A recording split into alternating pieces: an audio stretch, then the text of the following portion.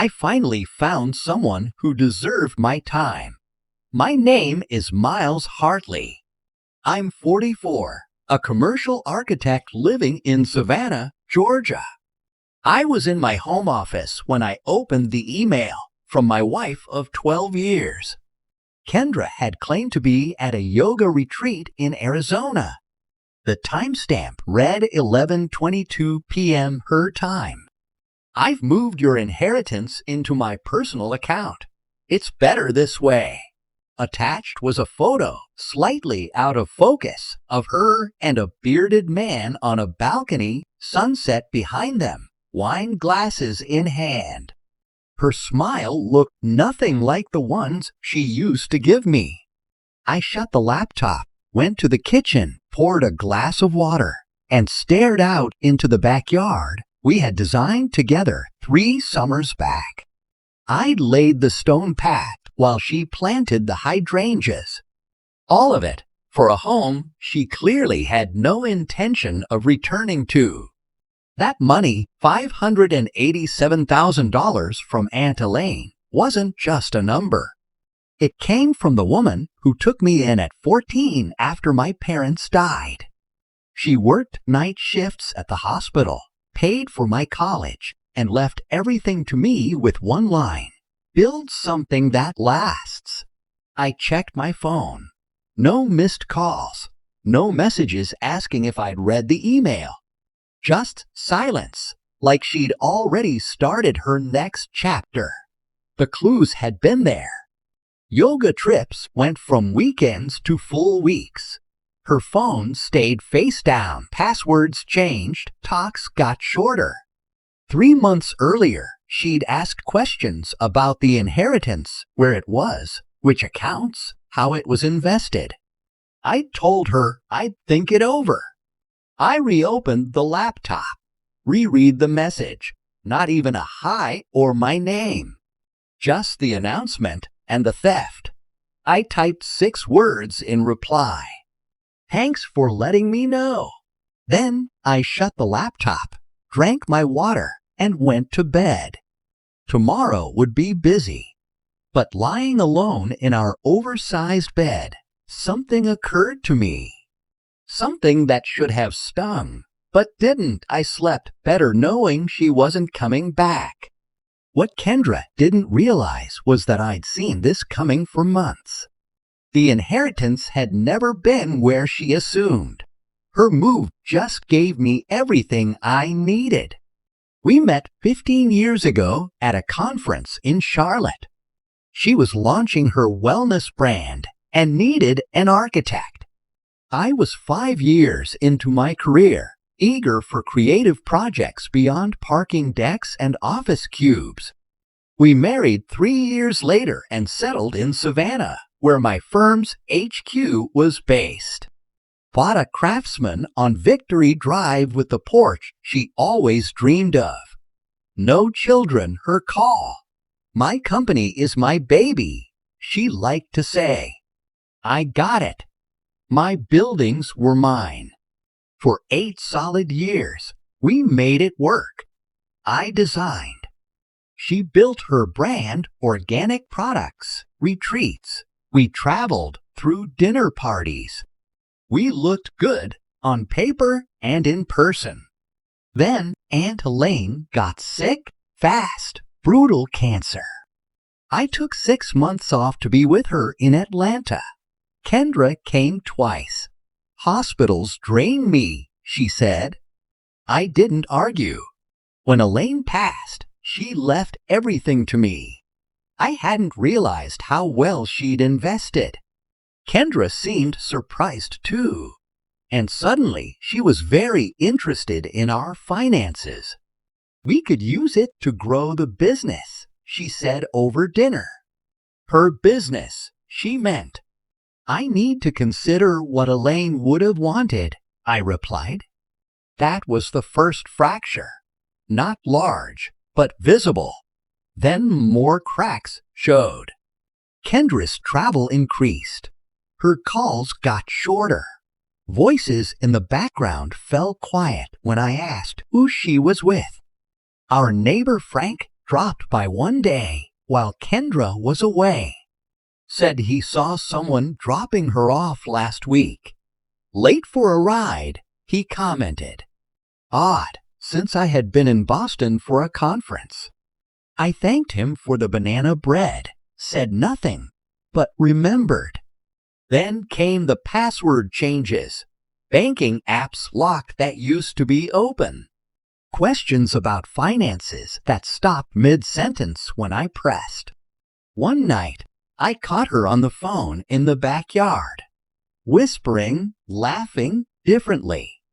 Just Patricia from the studio, she said, walking in. Patricia had quit 8 months ago. I didn't challenge her, just noted it. The foundation beneath us was crumbling, and only one of us was honest about it. 2 weeks before her final retreat, my firm's financial advisor called. Someone's been trying to access your trust accounts, Jerry told me. They're using your personal info, but not passing the security checks.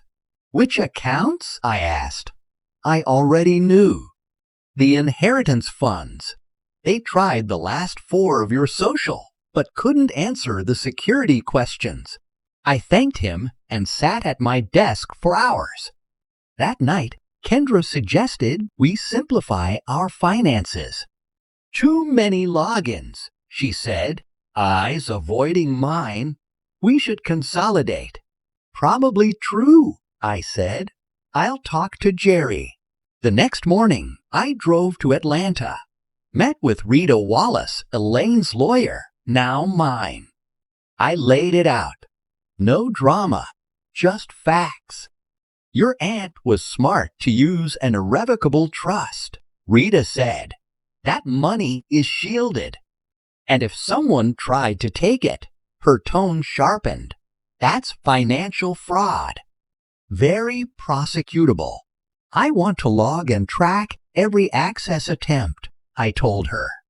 When I returned, Kendra was packing. She kissed me briefly, already distant. I might extend this one, she said at the door. Go deeper into the practice. I helped load her car, watched her drive off, then opened my laptop. No snooping, no calls, no checking her location. Just opened our shared cloud, where we stored home documents. Inside the Home Renovation Ideas folder, I found what I needed, files she forgot to move or delete, screenshots of my accounts, notes on transfers, a whiteboard photo with figures, my inheritance minus 20% labeled transfer fee. She'd been planning this for months. I closed the folder, walked through our house, the carefully curated art, furniture, the staged story of us. But I felt calm, not shocked. What surprised me wasn't her betrayal. It was my own peace. No fury. No heartbreak. Just clarity. I finally saw our marriage for what it really was. A business deal she was ready to end because something better came along. That night, I slept in the guest room. The next day, I made my first calls. By the time her email arrived 5 days later, everything was already in motion. I waited 24 hours, then made my move. No emotion, no pleading, just strategy. First, I forwarded Kendra's email to Jerry and Rita with a note, documentation as requested. Both confirmed receipt. No questions, no need for context. Then I called Thomas Webb, the divorce lawyer Rita had recommended back when this was just a hypothetical. His assistant booked me for the same afternoon. By noon, Kendra texted, "Did you get my email?" I wrote back, "Yes." Minutes later, she replied, "That's all you have to say?" I didn't respond.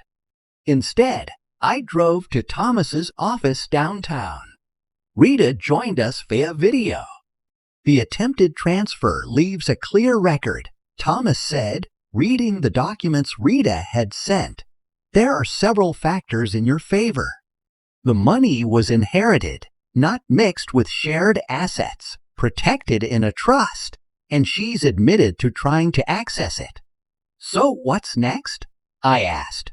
File immediately. Financial misconduct nullifies no-fault protections in Georgia. I signed the paperwork before 4:30 p.m.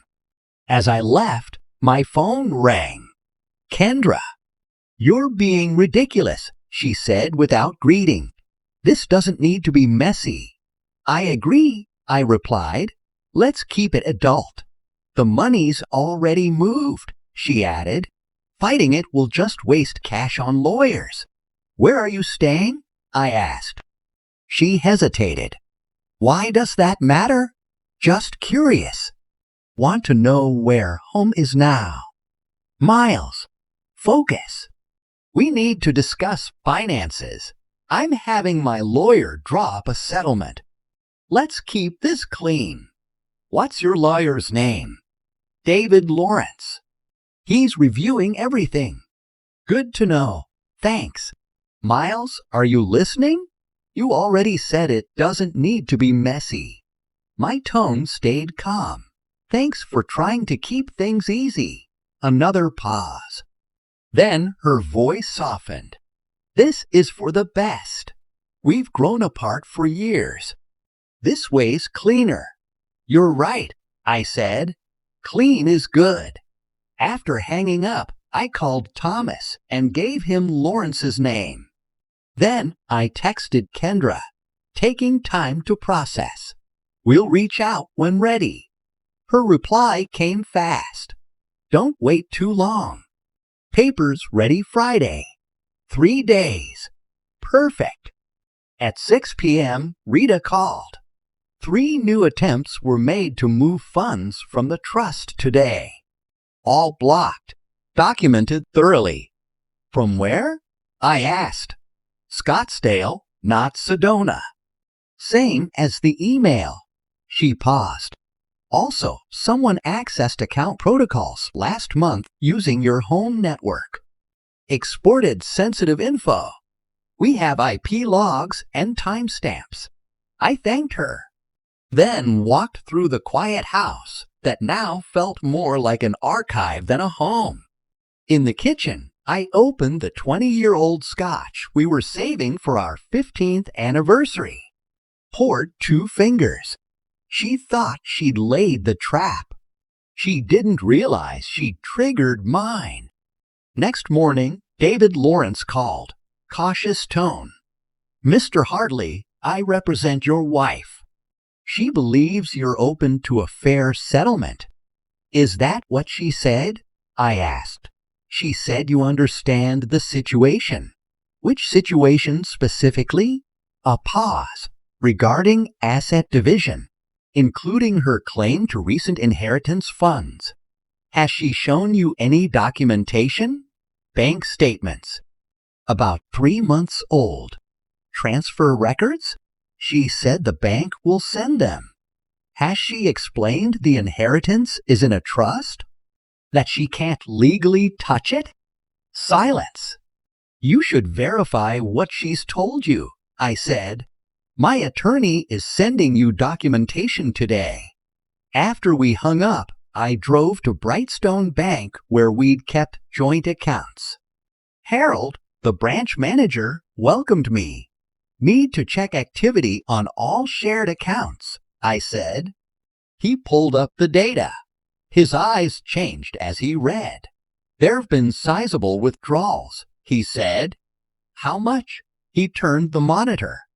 Small transfers at first, $2,000, $3,500.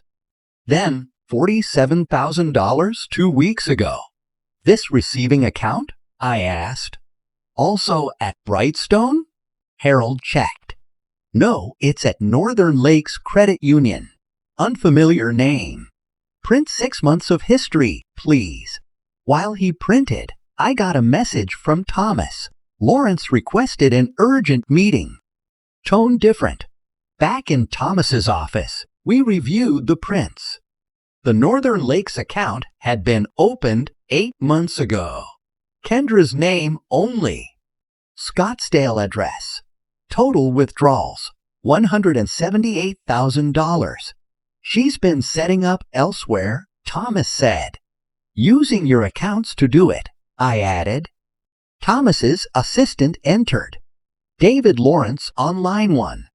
I've received trust documentation, Lawrence said, voice clipped. It seems my client may have misrepresented certain facts, including her ability to access the inheritance. So she lied, Thomas said. It appears so. She's already been filed against for financial misconduct, Thomas added. It's all in the record. After the call, Thomas turned to me. He'll drop her by day's end. No lawyer wants their name tied to fraud. And the $178K? I asked. We'll file it. Let her explain to a judge how she drained joint funds and set up a secret residence. I nodded. The betrayal was deeper than I thought. Not impulsive, strategic. Built over months while she shared my bed and made plans at our dinner table. There's one last thing, I said. I want to know who the guy is. Not for a fight, not for court, just for clarity. Thomas nodded. I'll have someone dig. That night, my doorbell rang. A courier stood there, holding a manila envelope. Delivery for Miles Hartley. He said inside was a letter from David Lawrence formally withdrawing as Kendra's legal representation, with copies sent to both Kendra and the court. Attached was a note from Thomas. First domino. My phone lit up minutes later. Kendra calling. I let it go to voicemail. She called 3 more times before sending a text. What the hell did you do? I didn't respond. While eating a sandwich at the kitchen counter, I received an email from Rita. The subject line read simply, Update. The trust company had completed their investigation into the access attempts. They documented multiple unauthorized intrusions over the last 3 months, captured in detailed logs with IP addresses and timestamps. The report was attached, along with a short message from Rita. No action required from you at this time, but be aware, this path is now open. I forwarded everything to Thomas. Just after 9 p.m., another text from Kendra. We need to talk. Now, I replied. Through your new attorney, when you have one. You've completely overreacted, she wrote back. I was angry when I sent that email. I didn't actually move anything. That's not what the access logs show. A long pause. What access logs? Instead of answering, I sent one question. Who is he? 20 minutes passed. This isn't about him. Name. Another long pause. Jason. But he's not important. Last name? Berkeley. He's just a friend. Helping me through this. You're focusing on the wrong thing. I didn't respond further. Instead, I searched the name. Jason Berkeley. Yoga instructor in Scottsdale. Former investment broker. Left the financial sector 3 years ago, according to LinkedIn, to pursue more meaningful connections. The next morning, I met with Frank, our neighbor. The guy you saw dropping Kendra off, I began. Would you recognize him again? Frank nodded slowly. Tall guy, beard, gray Tesla. I showed him the photo from Kendra's email. This him? He squinted. Yeah, that's the guy. He was here maybe 5, 6 times while you were traveling. I thanked him. asked if he'd be willing to provide a statement.